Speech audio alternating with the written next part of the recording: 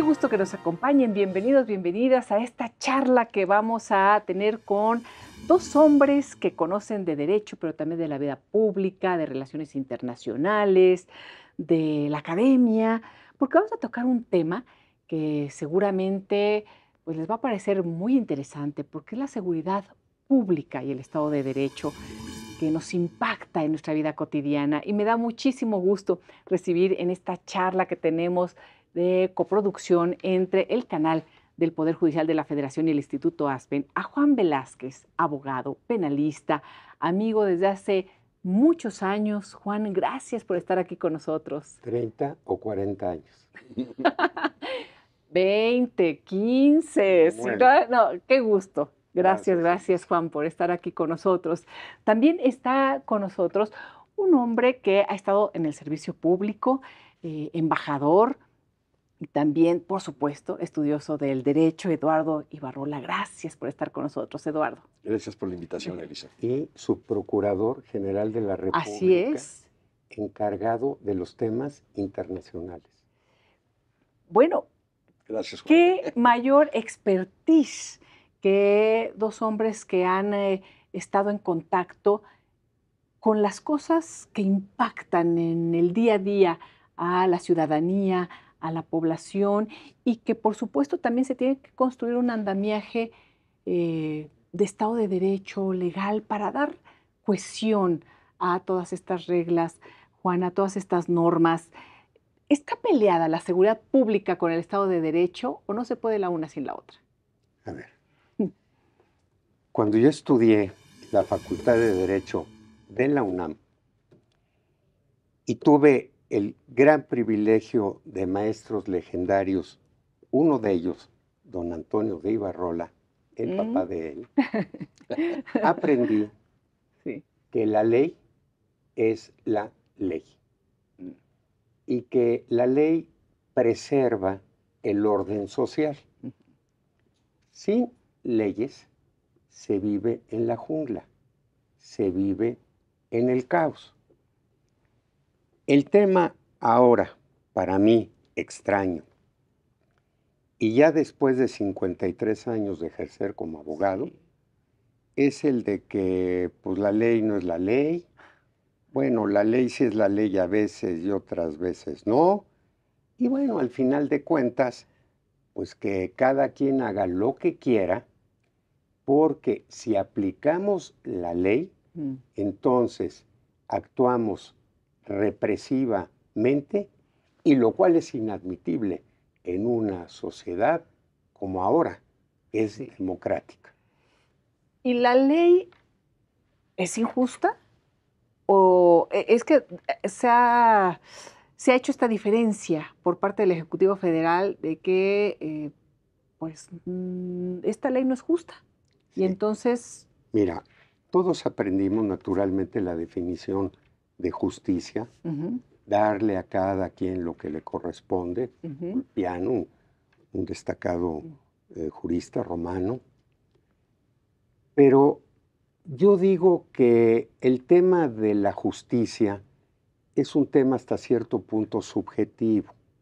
Porque, por ejemplo, hay dos viejitas ya desheredadas en cuanto a fortuna, una de ellas con una casa que da en arrendamiento a la otra, y para que viva de la pequeña renta que le paga. Ay, pero la otra no tiene el dinero para pagar la renta. Bueno, es injusto que no me paguen. No, es injusto que me cobren.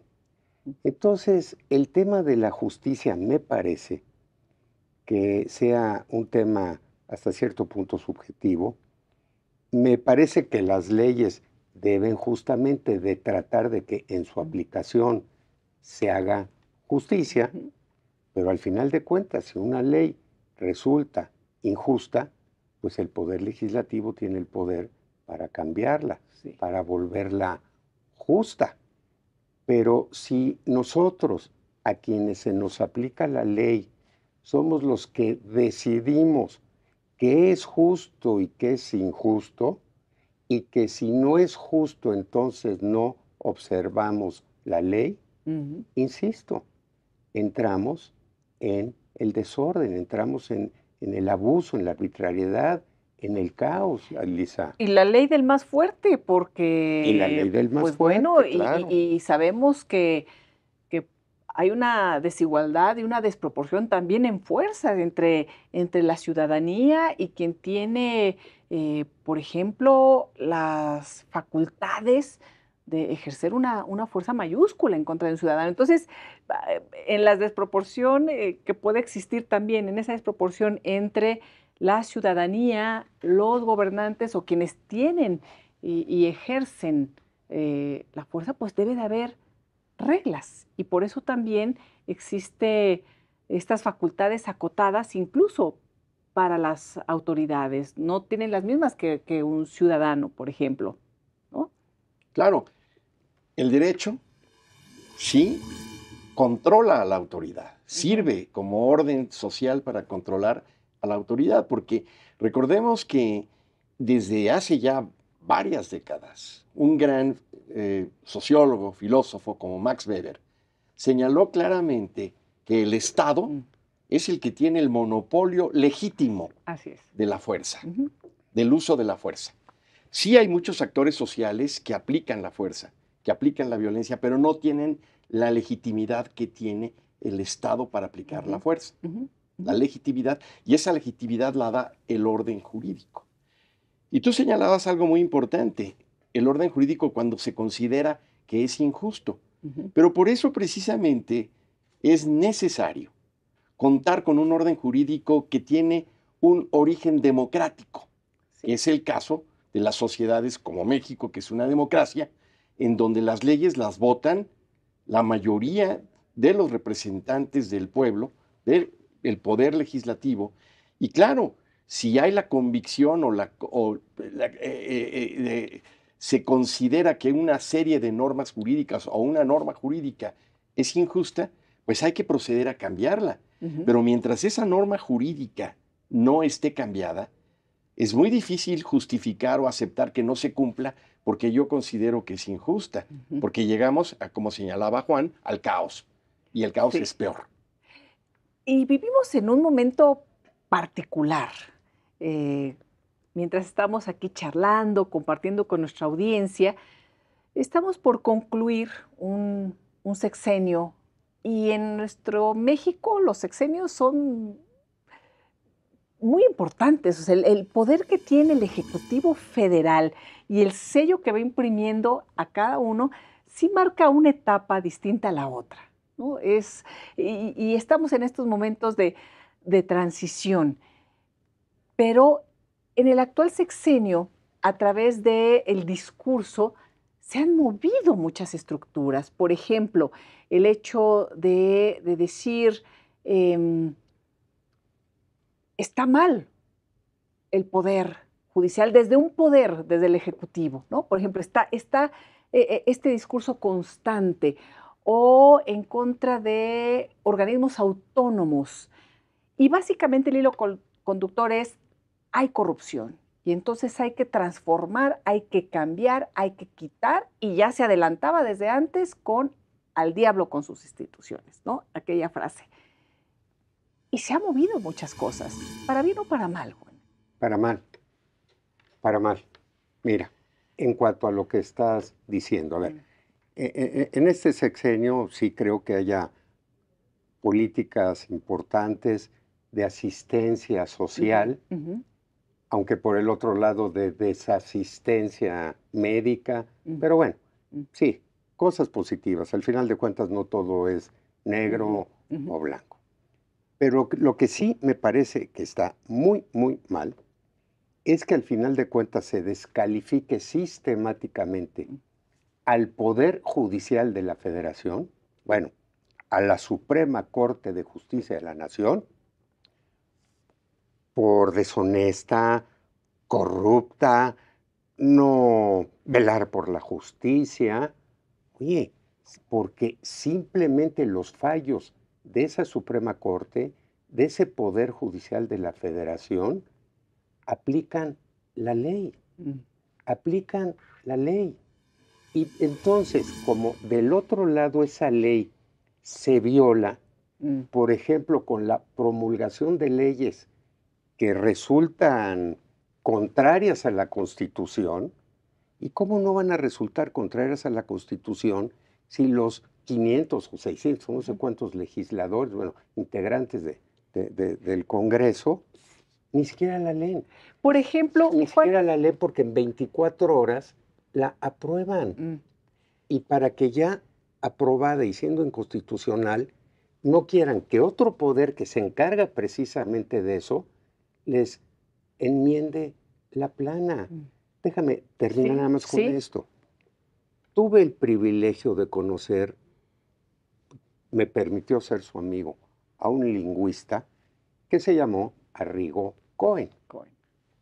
Y Arrigo Cohen estaba contratado por la Cámara de Diputados para que los proyectos de ley los revisara en cuanto al lenguaje, no en cuanto al tema legislativo, de leyes, de jurídico, judicial, no. Lenguaje. Y ahora, en 24 horas, y entonces, si les enmiendan la plana, está mal. Y lo terrible es que precisamente los legisladores, que son los encargados de hacer leyes apegadas a la ley, a la Constitución, son los que la violan. Eduardo, pues, y entramos además a un momento muy confuso, porque claro, cuando alguien desde una tribuna tan importante como el Ejecutivo Federal dice, está mal, es injusto, la ley no es la ley, pues crea mucha confusión. Habrá quien diga, pues sí es cierto, ¿cómo es posible que ahora sí echan para atrás alguna reforma legal, que no constitucional, por supuesto, porque no les alcanza la reforma constitucional en el Congreso, y entonces van con las leyes que violan la Constitución y dicen, ahora sí echan para atrás todo esto cuando les conviene? Es decir, el discurso puede llegar a ser muy poderoso. Y entonces, ¿qué hacer con esa confusión? Es mucho más fácil creer o entender el estado de chueco que poder explicar lo que nos estás diciendo ahorita, Juan, por ejemplo. Yo empecé a estudiar Derecho en 1970. De 1970 a la fecha, me ha tocado ver unos cambios impresionantes en México. En 70 había un ejecutivo no poderoso, lo que le sigue de poderoso. No se movía una rama de un árbol sin la voluntad del ejecutivo. Y hemos llegado al año de 2023 en México con una democracia que yo diría sí tiene y puede ser perfectible, pero tenemos una democracia, tenemos instituciones, tenemos una libertad de expresión envidiable. La verdad es que decimos lo que cada quien considera que debe decir. Tenemos libertad de movimiento, pero todo ello hay que cuidarlo, efectivamente. Y un punto central es el Estado de Derecho al que tú te señalabas.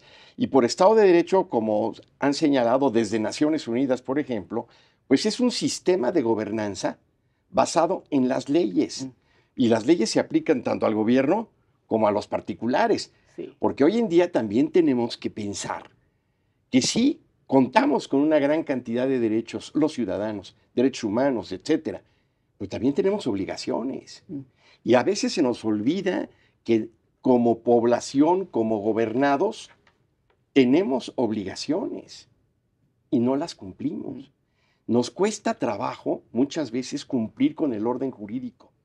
Y eso es una preocupación que yo he observado en México desde muchísimos años y tal vez siglos, con aquella institución que hay que analizar más a fondo de la colonia de obedézcase pero no se cumpla, en donde tenemos en México una impresionante cantidad de leyes. Creo que no tenemos lagunas, hay un andamiaje jurídico completo, pero lo que nos falla es en cumplir con las leyes y en aplicar las leyes por parte del gobierno, en cumplir las leyes como ciudadanos. Y basta con ver cómo circulamos en el tránsito de esta tremenda Ciudad de México. para ver cómo cada quien hace lo que se le pega la gana. Sí. Eso es muy grave. Eso es Sí. muy grave. Y para mí, el principal problema que estamos enfrentando en México desde hace muchísimos lustros es precisamente el del cumplimiento del orden jurídico. No el de la elaboración, sí, hay problemas serios, ya lo señaló Juan, pero el cumplimiento es muy importante. Sí. Tenemos que hacer toda una campaña educativa, porque aquí entra la educación de manera fundamental, de cumplir con el orden jurídico y entender cuál es el valor de cumplir con un orden social que nos permite vivir en sociedad de manera armónica. Este es uno de los graves problemas, sí, Juan, El, adelante. el ataque sistemático a los órganos judiciales, a las instituciones judiciales, en cuanto a que no aplican la ley, en cuanto a que son injustas, corruptas, y etcétera, le enseña al pueblo a hacerse justicia por propia mano. Porque, ¿cómo voy a ir a dirimir la controversia que tengo con mi vecino que me quitó mi propiedad? Si ya me están diciendo que el juez es un corrupto, que se va a vender. Ah, no, pues yo me hago justicia por propia mano. Mira, Eduardo acaba de decir algo muy importante.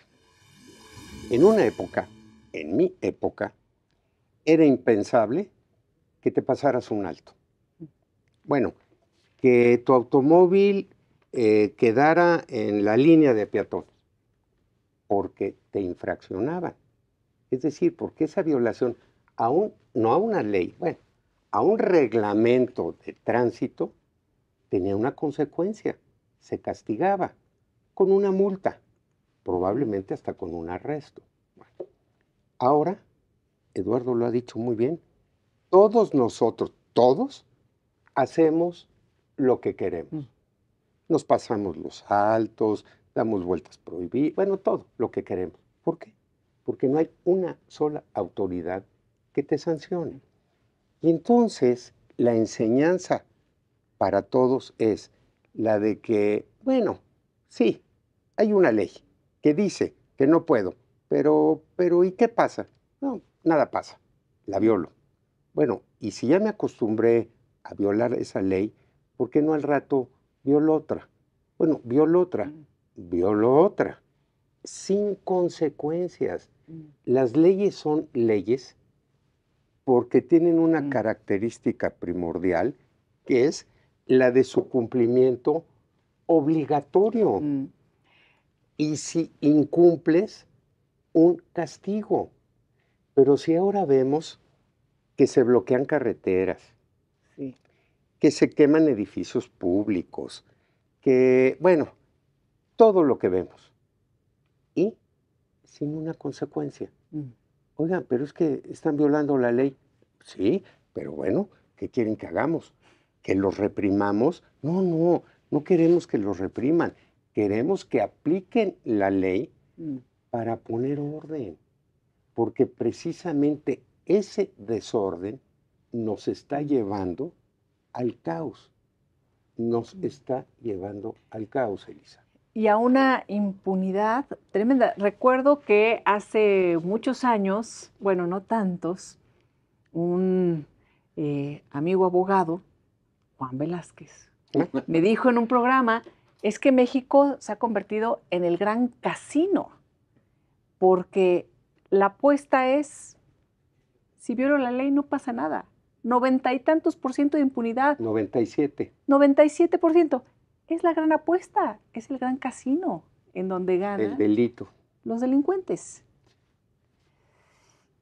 90 y tantos % de impunidad en un país como México, en una zona estratégica, siendo vecinos de Estados Unidos, en donde hay un mercado ilegal a través de toda una franja y una estructura.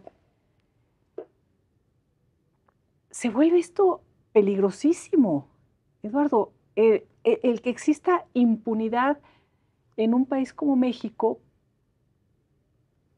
pues es abrirle la puerta a los peores crímenes. Es gravísimo. Y yo lo comento con mis alumnos en la universidad. ¿Por qué el mexicano, que cruza una línea imaginaria que es la frontera México-Estados Unidos, ese mismo mexicano, que está acostumbrado a violar la ley en México, llega a Estados Unidos y respeta la ley?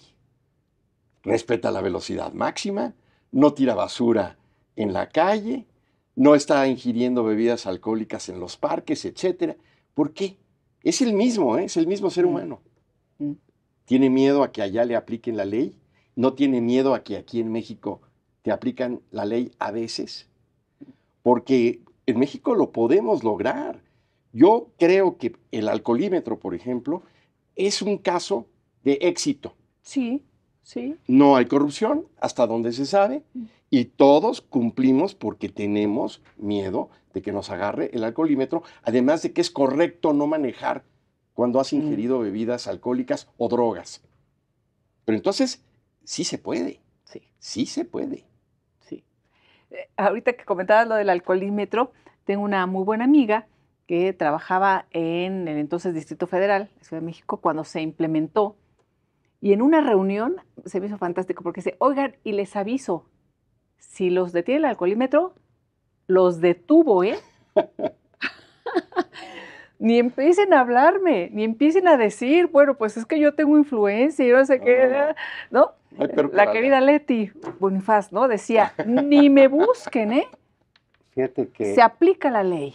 Yo a ella no la conozco, pero tengo muy buenas referencias como jurista. Así es. Sí. Muy Excelente. buenas referencias Sí, sí, como sí. jurista.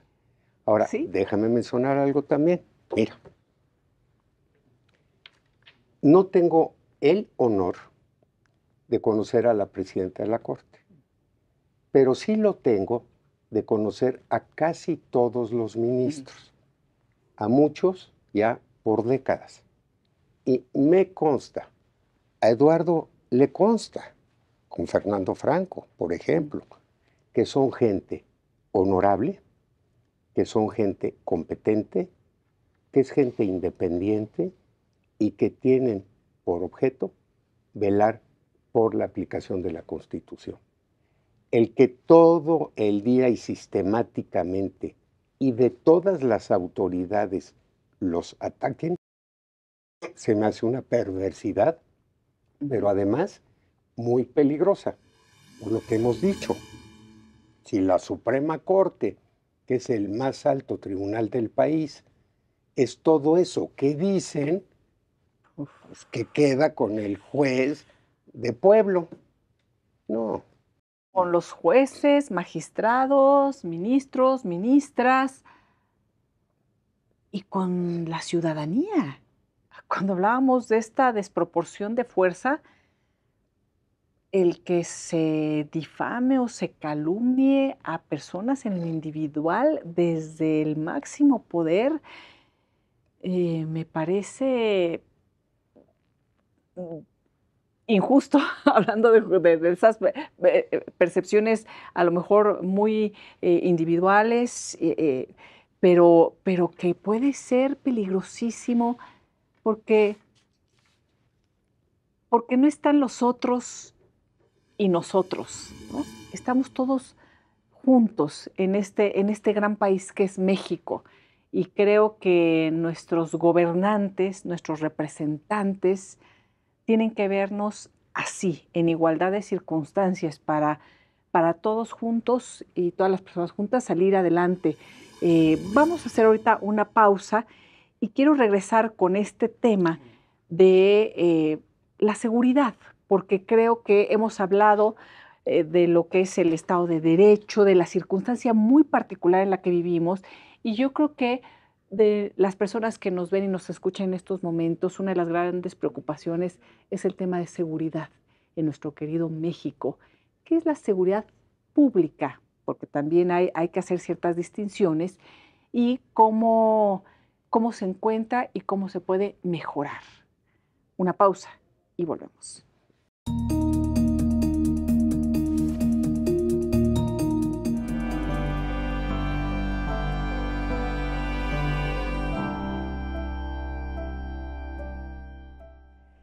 Continuamos con esta charla con Juan Velázquez, Eduardo Ibarrola, sobre el tema de seguridad pública y Estado de Derecho.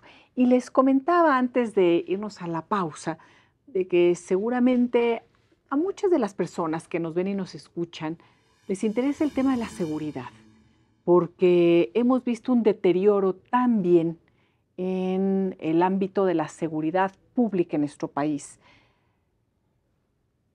¿El Estado de Derecho nos puede ayudar a fortalecer esa seguridad pública? ¿Por qué ha sido este deterioro eh, a lo largo de los años? Y en particular, lo tengo que decir porque la propia Comisionada Nacional de Búsqueda, que dependía de Gobernación, por ejemplo, en su momento, Carla Quintana me indicó que en este sexenio habían aumentado el número de personas desaparecidas, de por sí, de una crisis gravísima que vivíamos ya desde décadas pasadas.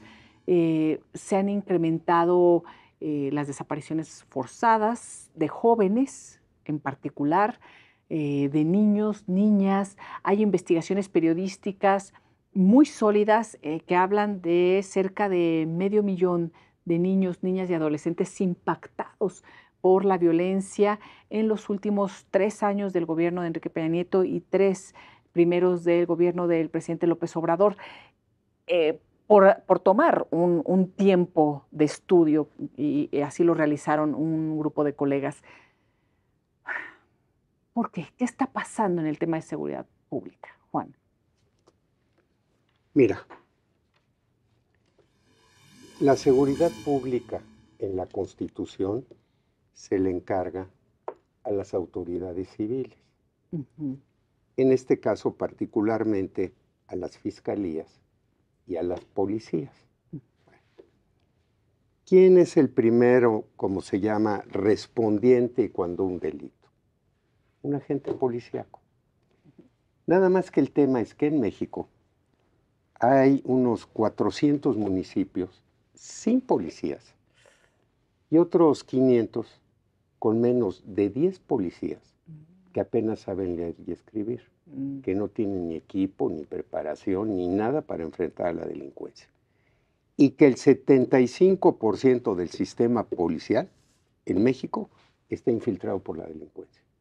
En México no tenemos ese primer respondiente, no tenemos policía, excepto aquí en la Ciudad de México, y que por eso entonces se presume el descubrimiento de delitos, la disminución, bueno, etc. Yo estoy hablando a nivel estatal y municipal. Ahora se ha creado esa Guardia Nacional, pero una Guardia Nacional incipiente, insuficiente, y que no es ese policía que tiene una proximidad con la víctima y en todo caso para investigar, descubrir el delito y llevar al Ministerio Público, a la Fiscalía, a un delincuente. En México no tenemos policía. Está probado que donde hay presencia policíaca, los índices delincuenciales disminuyen hasta en un 70%. Bueno, tan así que la señora Sheinbaum mandó a la Guardia Nacional al metro y para que hubiera presencia y para que no hubiera delitos. Presencia. No hay presencia. Y donde hay presencia son delincuentes, aliados con la delincuencia. Entonces, y si además hay, como tú lo dijiste, lo dijo Eduardo, esa impunidad, si yo sé que puedo salir y delinquir sin consecuencias, porque entre otras cosas no hay policía, y porque por eso y más no me van a castigar, ¿cómo disminuyes, cómo remedias ese tema de la inseguridad? No se puede. Y en los discursos está muy bien el diagnóstico, ¿no? Es la impunidad, es la corrupción, pero llevamos escuchando esos discursos sin que nada suceda en el día a día, en ese primer contacto en donde la gente pudiera encontrar formas de canalizar y de de conseguir justicia o, por supuesto, prevención. Ya de eso ni hablamos, pero en este tema de seguridad pública, la estrategia actual y que se ha destinado además una cantidad muy importante de recursos es crear una Guardia Nacional, y ahí además tenemos un problema con el Estado de Derecho porque la Constitución indica que debe ser una Guardia Nacional civil o encabezada por civiles, y sin embargo eso no se ha logrado. Han sido las Fuerzas Armadas las que han encabezado, se hizo un acuerdo, se dio un plazo, pero finalmente todo han sido pues soluciones a corto plazo o que no se respetan. Eduardo, ¿qué ha pasado? El tema de la seguridad pública es una preocupación que venimos arrastrando de mucho tiempo atrás en México, de mucho tiempo atrás. Y es evidente que necesitas tener fuerzas del orden, policías, acordes a las necesidades del momento y de la situación geográfica. Es decir, el 98% aproximadamente de los delitos que se cometen en México son jurisdicción de las autoridades locales, del de fuero los estados, del fuero común, lo has dicho mejor, del fuero común, y el resto es a nivel federal. Yo tuve la oportunidad de trabajar en una procuraduría local, la Ciudad de México, y después en la Procuraduría General de la República. Son dos entidades muy distintas. Son dos entidades sumamente diferentes en muchos aspectos. La Procuraduría General de la República, hoy Fiscalía General, es una instancia, es una institución que está dedicada a fortalecer la investigación de delitos que ponen en riesgo a la seguridad nacional. Pero la Procuraduría de una ciudad como México trata con la gente en los delitos que de manera ordinaria están afectando a la persona. El homicidio, las lesiones, el robo en todas sus expresiones, los delitos sexuales, el rey de los delitos hoy en día, que es la extorsión. Entonces, la Procuraduría de una entidad federativa, de la Ciudad de México y de los estados, está muy cerca de la gente, trabaja y debe trabajar muy cerca de las víctimas y muy cerca de la gente.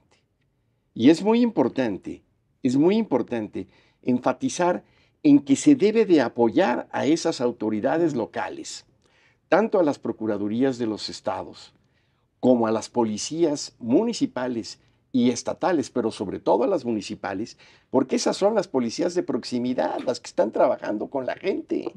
Ahora, evidentemente, tú no vas a mandar a una policía de una ciudad a combatir a un grupo de criminales de delincuencia organizada que van armados hasta los dientes y con armas incluso a veces más poderosas que las del ejército. Pero desde que tuve yo la experiencia de trabajar en Procuración de Justicia, una de las cuestiones más importantes era el invaluable apoyo del Ejército Nacional a esas instituciones, en muchos aspectos. Porque se hablaba, bueno, no solamente de erradicar los cultivos ilícitos, eso era parte, pero también el ejército apoyaba en muchas otras cuestiones y sigue apoyando. Y hoy está la Guardia Nacional, pero la Guardia Nacional, hasta donde yo tengo entendido, es una institución precisamente para combatir a las fuerzas de la delincuencia organizada más violenta que andan moviéndose por toda la República. Pero tenemos que apoyar a las policías municipales, policías estatales, pero sobre todo a las municipales, ¿cómo? Con entrenamiento, con equipamiento, con recursos, con buenos sueldos, con una carrera judicial que les permita a ellos desarrollarse y que tengan una familia que además se sientan orgullosos de ser policías. Yo tuve oportunidad de visitar, tanto en Estados Unidos, en Nueva York, que había sido el gran éxito de combatir a la delincuencia en época de Giuliani, que vino a México. Y William Bratton, que era el jefe de la policía. Y William Bratton, que había sido además jefe en Nueva York y luego lo llevaron a Los Ángeles. Pero además tuve la experiencia muy interesante de haber sido invitado 2 semanas a ver cómo funcionaba la policía en Londres, tanto en la City de Londres como en el resto de las alrededores de una ciudad gigantesca como es Londres. Y es impresionante lo que invierten en capacitar a las policías. Por ejemplo, decían los ingleses, bueno, uno de los aspectos más útiles en el policía es saber hablar. La voz del policía es el instrumento, el arma más importante y más potente que tienen. Y claro, bueno, antes los policías no iban armados, hoy ya por las cuestiones del terrorismo, lo que tú quieras y mandes, pero la capacitación era fundamental. Otro ejemplo, las víctimas. ¿Por qué la gente no denuncia? Porque tiene miedo. No solamente a veces porque, bueno, es una cuestión que toma mucho tiempo. No, la gente tiene miedo de denunciar, porque muchos de los delincuentes están en el barrio, están viendo quién fue y quién me denunció. Entonces, ¿qué hacía la policía en Inglaterra? O eso nos platicaban. Sí. Hacer operaciones encubiertas para ver quiénes eran los que estaban robando casas en ese barrio, sin necesidad de molestar a la víctima para dar la cara y luego tener el miedo de que los ladrones, que son bandas normalmente, se iban a vengar sobre ti. Hoy en día la extorsión es un delito muy difícil de investigar. Es un delito muy difícil porque son varios, unos están en la cárcel, otros están afuera, te van a amenazar de que te van a quemar tu negocio si no pagas la extorsión. Y si los denuncias, pues a lo mejor también te lo queman. Entonces es un delito sumamente difícil y por eso hay que apoyar en buenas técnicas de investigación, en recursos para equipar bien a las policías, para educarlos correctamente y sobre todo en convertirlos en personas que se sientan orgullosas de la función social que están desempeñando. Pero por lo que nos dices, Eduardo, entonces necesitamos invertir en las policías. Sin duda. Invertir en las policías. Me imagino que estás pensando en civil.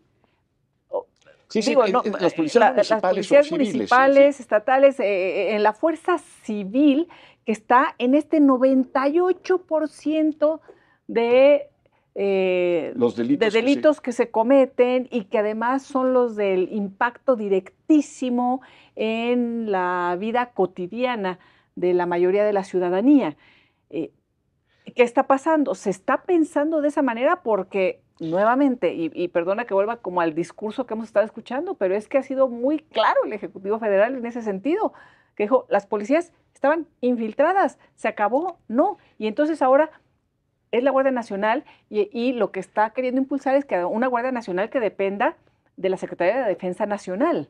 En particular. Pero son dos cosas distintas. No hay que descuidar a la Guardia Nacional, que tiene una vocación y una misión diferente, fundamentalmente enfocada al combate a la delincuencia organizada, muchas de ellas de carácter transnacional.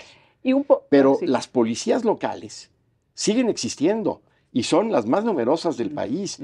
Hay un documento muy interesante que es el informe de la Estrategia de Seguridad Pública que se publicó en abril, y ahí tienes tú una serie de acciones, una hoja de ruta, pero bueno, de informe, pero de lo que se está haciendo, al menos en información oficial, y es impresionante la cantidad de apoyos que se están dando a las fuerzas de policía locales y estatales, en recursos y en otras cuestiones. Pero también, obviamente, esa estrategia tiene que ver con temas como el de educación, como el de igualdad, como el de empleo, porque el combate al delito no es nada más una cuestión policíaca, es una cuestión que también involucra a muchas otras áreas de la vida social. En este sentido, podríamos distinguir entre seguridad, bueno, obviamente está esta distinción hecha de seguridad nacional y seguridad pública, pero de pronto se han entrelazado y entonces no queda muy claro cuál es la labor, por ejemplo, que tendría que estar haciendo una Guardia Nacional o el apoyo de las Fuerzas Armadas. En fin, creo que hay una gran confusión ahí. Mira, hay un artículo en la Constitución que justamente habla de la seguridad nacional. Y la seguridad nacional consiste en la defensa exterior e interior de la nación. Y se encomienda a las Fuerzas Armadas. Así es. Eso es constitucional y queda claro y siempre ha sido. No hay mayor problema. También constitucionalmente, ya lo dije, la seguridad pública se encomienda a las autoridades civiles. Así es. Que serían las policías y las procuradurías, las fiscalías ahora, ¿no? Bueno, nada más que el tema de la inseguridad pública ya afecta a uno de los componentes de la seguridad nacional. Exacto. que es la seguridad interior. La seguridad interior se refiere a la estabilidad de las instituciones del Estado. De tal manera existe una delincuencia, un crimen ahora organizado, o desorganizado, pero organizado, que ya hasta lleva a cabo actos terroristas. Coches bombas, minas, explosivas, drones, etcétera, ¿sí? Y entonces el tema de la delincuencia ya se ha vuelto un tema de seguridad interior. Bueno, de seguridad nacional. Sí. Las Fuerzas Armadas y que intervienen. Pero Eduardo justamente dijo algo correcto. Tiene que haber una policía. Pero una policía que desde el principio y en una academia y para que luego, y ya una carrera policial y etcétera, y que tenga proximidad con la gente y sepa de los delitos. Una de las policías más ineficientes y corruptas era el FBI norteamericano. Hasta que llegó un señor Edgar Hoover, que luego se volvió un dictador, pero bueno, en fin, y durante 30 o 40 años, en fin, la convirtió en una de las mejores policías del mundo. El problema en México es que no nada más en la seguridad, Eduardo, creo que en todo. Cada sexenio tenemos que reinventar. ¿Sabes qué? Sí. Todo el pasado, Sí. a ver, durante muchos años se trató de formar una policía que se llamó primero Agencia Federal de Investigaciones, luego luego Policía Federal, y todo lo que se le invirtió y en fin, y para que en una de esas resultara corrupta. Toda era corrupta. Bueno, el director era corrupto. Bueno, y no podía haberse quitado el director, no podía haberse investigado la corrupción, no podía a lo mejor rescatarse lo rescatable de eso y para continuar. No. Nada de eso sirve ya. Demuélanlo. Demolerlo, como se dijo. Sí. Ya, lo demolieron. Y ahora tenemos a la Guardia Nacional. Pero ¿y qué va a pasar el próximo sexenio? Si, por ejemplo, en una de esas se mantiene la disposición constitucional de que no puede pertenecer a la Sedena, sino que, en fin, y entonces llega alguien y ahora, ay no, pero y todo eso que se hizo y los cuarteles que ya, a la basura.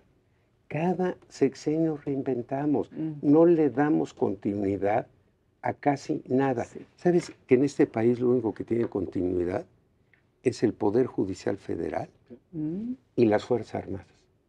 Lo único. Todo lo demás se tiene que reinventar. Entonces, así nada más no se puede. Mientras en México no haya policía y a las autoridades civiles, a los presidentes municipales, a los gobernadores, no les interesa tener policía. ¿Sabes qué les interesa? Que venga la Guardia Nacional. Señores, no podemos. Que venga la Guardia Nacional y el presupuesto que se les asigna para la seguridad pública, para... A ver. Y también hay un tema de aprendizaje con la Guardia Nacional. Juan, no sé si te parece, Juan Eduardo, en relación a lo que comentaban, este quehacer de proximidad de los policías locales, municipales, incluso estatales, los del barrio, los de la colonia, que tienen una relación muy estrecha, muy humana, de confianza, de puedo denunciar. ¿Eso lo va a hacer un miembro de la Guardia Nacional? No. No, digo, pensando en eso de que vengan. ¿Y dónde queda se supone esto que nos platicabas? Se supone que le toca a la policía y por eso algo que se comentó al principio de esta charla, la justicia cívica. La justicia cívica es importantísima y se supone que también se está fortaleciendo porque en la justicia cívica llevas los asuntos vecinales que si no se resuelven generan impunidad y generan más violencia. Así es. Si yo no tengo la manera de poner en orden al vecino ruidoso,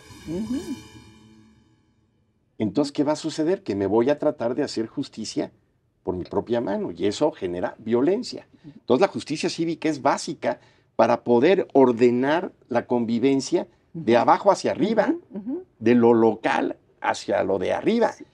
La Guardia Nacional tiene una función básicamente para esos delincuentes de mayor envergadura que además, como señaló Juan, ponen en riesgo la seguridad nacional, porque un rubro de la seguridad nacional es la seguridad pública, es un rubro, pero no es todo, hay muchas otras cuestiones que ponen en riesgo a la seguridad nacional. Una de ellas es cuando la seguridad pública se desboca. Sí. O la normalización de estas estructuras paralelas, de estos poderes fácticos en donde a mí me sorprende porque en el día a día dando noticias de pronto uno ve a los transportistas diciendo, no, es que ya pagamos la llamada cuota de la delincuencia, la extorsión, ya la pagamos, pero ya no las quieren subir. O sea, normalizaron el que se tiene que pagar cuota a los grupos criminales. Lo que ahorita está sucediendo y que hoy aparece en las 8 columnas del Universal, sí, con los limoneros de allá de Michoacán, de Apatzingán. Y entonces, y que nadie les hace caso, según dice. Sí. Hay un tema que comentaste, Juan, un término, que cometen actos terroristas. Conozco a grupos de víctimas que quieren que se reconozcan a los grupos criminales, a los cárteles, como grupos terroristas y se ha resistido el gobierno porque eso implicaría otra relación incluso con Estados Unidos, el que se reconozcan estos grupos como terroristas. Y bueno, a ver, que Eduardo te explique. ¿Se deberían de reconocer o no? En el Código Penal Federal hay un delito de terrorismo. Sí. Y las conductas de estos aplican en la descripción de ese delito. O sea que de hecho y de derecho serían terroristas. Pero sí tiene la connotación muy delicada de que nosotros mismos los reconozcamos así y le abramos la puerta a las autoridades norteamericanas que por sus leyes están facultadas a intervenir en cualquier parte del mundo para combatir el terrorismo. Pero bueno, a ver, sí, Eduardo es el que sabe de eso. No cualquier terrorismo, o sea, tampoco. Hay una gran cantidad de políticos locales en Estados Unidos que están utilizando estos argumentos falaces de que van a intervenir. Es decir, no, lo que tiene que haber y existe con Estados Unidos y debe existir con nuestro vecino del sur, con Guatemala, es una cooperación en términos de legales de lograr éxitos, porque muchos de los delincuentes cruzan obviamente fronteras de manera indiscriminada, tanto la del sur hacia México como la de México hacia el norte, y por ello es indispensable. Y yo he trabajado en ello muchos años, es en la cooperación legal internacional. Totalmente. No solamente en las extradiciones, es en la cuestión también de intercambio de información, que es básico para las policías, para poder trabajar conjuntamente, cosa que no tiene nada que ver con estos desplantes demagógicos de combatir el terrorismo con tropas en otro país. Oye, de un lado y del otro, porque por un lado oímos la demagogia de sí, vamos a combatir las tropas, y por el otro, la soberanía, la doctrina Estrada, nos envolvemos en la bandera. O sea, de un lado y del otro, ¿qué nivel de políticos también nos ha tocado? Pero bueno, eso nos da para otro programa y estamos a punto de concluir. Pero, Juan, no quería dejar de preguntarte algo que comentamos fuera del aire, pero que yo creo que también nuestra querida audiencia lo ha escuchado. Esto de que pues los jueces liberan delincuentes. ¿Cómo le vamos a hacer con la seguridad pública si los jueces están liberando delincuentes? A ver, si no tenemos una policía que verdaderamente investigue y recabe lo que ahora se llaman datos, diríamos, pruebas del delito y de que alguien lo cometió. Si las fiscalías están rebasadas, sin recursos, por el tema de la austeridad, a mí a veces hasta me han pedido, en la de la Ciudad de México, cuando solicité unas copias, que les lleve el papel, porque no lo tienen. Si por la austeridad, etcétera. Y si entonces a los jueces se les pide que enjuicien a unos y los condenen a años y años y años de prisión, pero sin pruebas, sin elementos, sino nada más porque sí. Por ejemplo, se ha dicho, un juez corrupto liberó las cuentas aseguradas de la mamá del señor... De Genaro García Luna. Ajá, sí, porque para ese aseguramiento la ley exige un mandamiento judicial y hay una jurisprudencia en este sentido. Sin mandamiento judicial. Es que en el caso de la extradición del Chapo, un juez ya le concedió una suspensión, o de otro, una suspensión, pero es que esa suspensión la ley dice que se debe de otorgar, conceder de oficio, lo cual una cosa es que se conceda para que en tanto no se lleva el procedimiento, no se le extradita, sin nada más, y otra cosa es que no se le acabe extraditando. Bueno, ¿qué creen? Ya la Corte resolvió que la Guardia Nacional tiene que ser civil, lo cual atenta contra la sociedad. Bueno, si el artículo 21 constitucional, que los legisladores y de oposición aprobaron, dice, será de carácter civil. Oye, ¿qué le toca a un juez que recibe un proceso, que lleva a cabo un proceso, y en el cual, por los motivos que sea, no se acredita plenamente, Así sin duda, la culpabilidad de alguno? Así es. Le va a imponer 100 años de prisión nada más porque alguien dice, entonces es todo un tema que tiene que ver con policías, que tiene que ver con fiscalías, que tiene que ver con el Poder Judicial. Ahora, ¿habrá corrupción? En todas las instituciones compuestas por humanos, desafortunadamente, hay a veces incompetencia y corrupción de algunos, pero no de todos. Yo tengo, Eduardo, 53 años litigando. No he tenido muchos, pero los asuntos que he tenido los he ganado y sin que nunca un juez, nunca, bueno, un magistrado, un ministro, un juez, nunca a mí me hubiese pedido algo. Yo tengo por el Poder Judicial, igual que por las Fuerzas Armadas, el mayor respeto. Nos quedamos con esta idea, estos análisis que han compartido, se los agradezco muchísimo. Ojalá tengamos oportunidad de seguir charlando. Un gusto, Juan. Un gusto, Eduardo. Gracias por haber estado con nosotros. Gracias, Juan, Elisa. Gracias por habernos acompañado. Hasta la próxima.